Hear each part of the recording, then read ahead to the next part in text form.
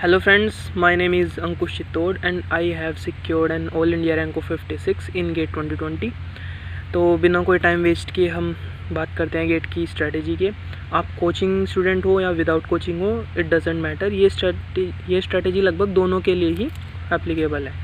सो पहले हम first of all बात करेंगे आपको स्टडी मटेरियल कौन सा रिक्वायर्ड होगा, क्योंकि सबसे इम्पोर्टेंट पॉइंट स्ट्रैटेजी में वही होता है। सो हमें अब स्टडी मटेरियल के लिए जो मैंने फॉलो किया था पहले मैं वो बता देता हूँ आपको। गेट के previous year questions and ESC के प्रीवियस ईयर क्वेश्चंस, ये दो बुक्स तो आपके पास होनी ही चाहिए। These two are mandatory and apart from these I have used theory books of Made Easy और उनके साथ वर्क बुक भी आती हैं। ठीक है, तो अगर आप जिनके पास थ्योरी बुक्स मेडिजी की मिल सकती हैं, पोस्टल मिल सकता है तो बेटर है, नहीं मिल सकता तो भी कोई प्रॉब्लम नहीं है। आप उनकी जगह पे किसी भी कोचिंग इंस्टीट्यूट के रिवीजन नोट्स या फिर किसी भी आप बुक को रेफ़र कर सकते हैं, बट बुक को रेफ़र करना लेंथी होगा। जैसे अगर मैं पर्सनली बताऊं तो मैंने एक्सर्जिक का रिवीजन कोर्स मैंने ट्राई किया हुआ है, तो वो काफ़ी अच्छा है आपके शॉर्ट टर्म कॉन्सेप्ट रिवीजन के लिए। ठीक है, तो आप उसको परचेज कर सकते हैं। और उसके साथ साथ क्वेश्चन बैंक इस टाइम लॉकडाउन की सिचुएशंस में लगभग सभी इंस्टीट्यूट्स ने अपने अपने निकाल रखे हैं। सो ये तो हो गई स्टडी मटेरियल की बात। अब हमें स्टार्ट कैसे करना है?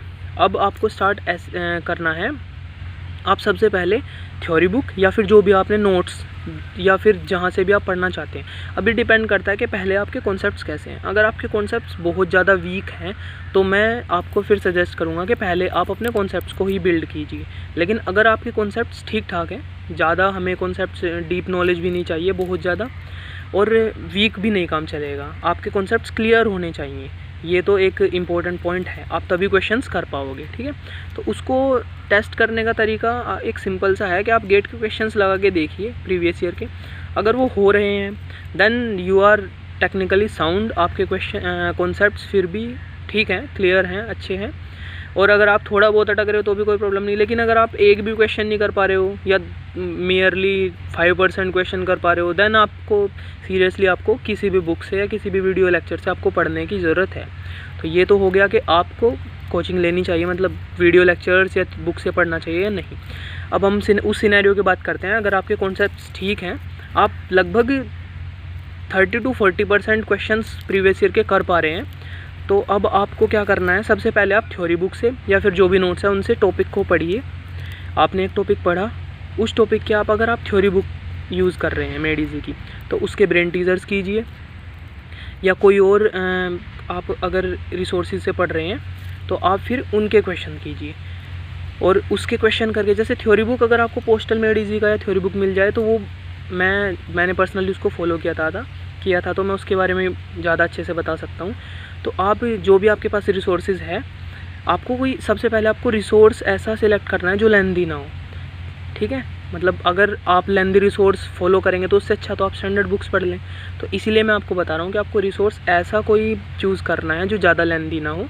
तो मेडिजी का पोस्टल ज़्यादा लेंथी नहीं है, ऐसे ही एक्सर्जिक का क्विक रिवीजन कोर्स जो है वो भी ज़्यादा लेंथी नहीं है। तो आप इनमें से टॉपिक को पढ़िए, फिर जो भी आपने क्वेश्चन बैंक लिया है या फिर आपके पास जो अगर मेडिजी की पोस्टल है तो उसमें क्वेश्चंस बहुत होते हैं, आपको अलग से क्वेश्चन बैंक लेने की ज़रूरत नहीं। तो आपको पहले सोल्ड एग्जाम्पल्स करने हैं, कोई भी रिसोर्स है उसमें से पहले सोल्ड एग्जाम्पल्स को देखना है। ठीक है, ढंग से उन्हें समझना है। आप करके देखिए, ना करके देखिए, वो आप पे डिपेंड करता है। अगर आपकी समझ में ऐसे ही आ पा रहा है, ठीक है, तो आपको करने की ज़्यादा ज़रूरत नहीं है उनको, बट फिर भी मैं सजेस्ट करूँगा आप एक बार कर लीजिए उन्हें कीजिए। फिर उसके जस्ट बाद आप करेंगे गेट के प्रीवियस ईयर क्वेश्चंस।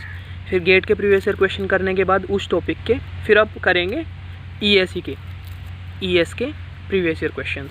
फिर उसके बाद अगर आपके पास टाइम बचता है देन आप जो उस पर्टिकुलर क्वेश्चन बैंक में या फिर अगर आप मेडिजी की पोस्टल ले रहे हैं तो उसमें जो वर्क बुक है तब वो अनसोल्ड क्वेश्चंस करेंगे, तब आपको अनसोल्ड क्वेश्चंस करने हैं। ठीक है, तो ये आपका एक दिन का रूटीन हो गया।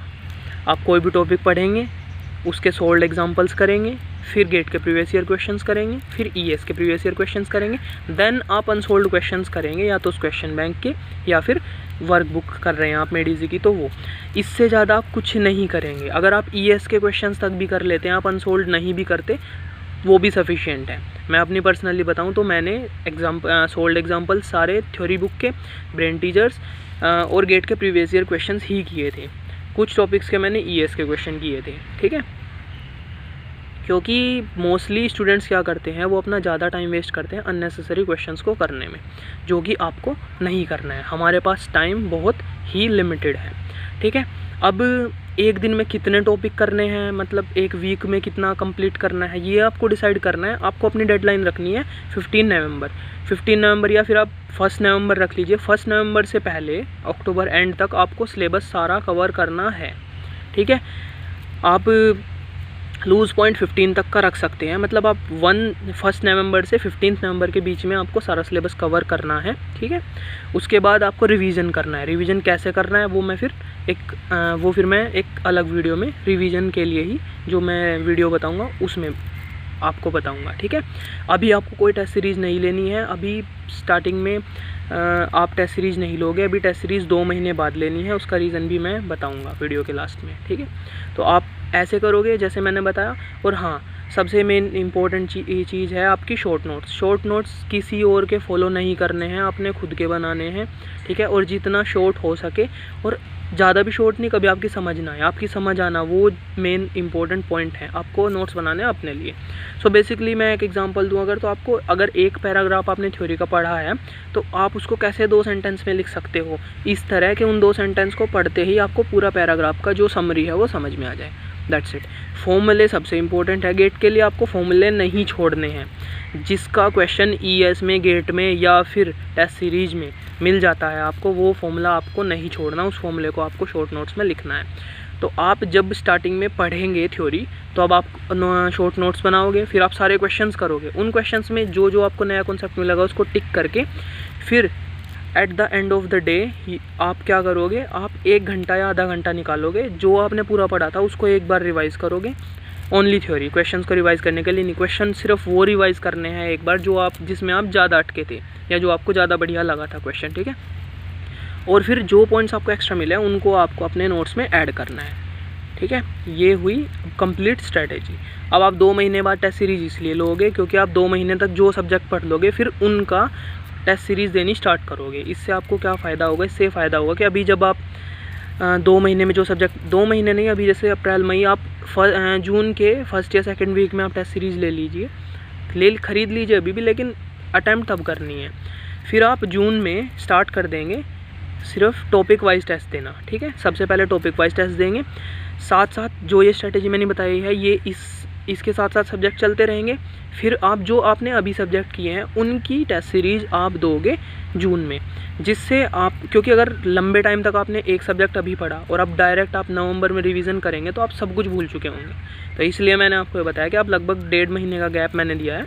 तो आप जून में टेस्ट सीरीज़ लेंगे, पहले टॉपिक वाइज करेंगे स्टार्टिंग से, फिर सब्जेक्ट वाइज करेंगे स्टार्टिंग से, फिर मल्टी सब्जेक्ट, और तब तक नवंबर आ ही जाएगा, ठीक है। मल्टी सब्जेक्ट्स आपको नवंबर तक आपका टारगेट होना चाहिए सारा सिलेबस ख़त्म करना, और टॉपिक वाइज टेस्ट एटलीस्ट ख़त्म कर लेना, ठीक है। टॉपिक वाइज हद से हद आपको सब्जेक्ट वाइज कर लेने हैं, ठीक है। बस इससे ज़्यादा नहीं करना है, सब्जेक्ट वाइज टेस्ट से ज़्यादा नहीं करना है नवंबर से पहले। 15 नवंबर डेडलाइन है आपकी, तब तक आपको अपने कॉन्सेप्ट बिल्ड कर लेने हैं, पूरा सिलेबस कवर कर लेना है। आपका मेन टारगेट ये होना चाहिए, ठीक है।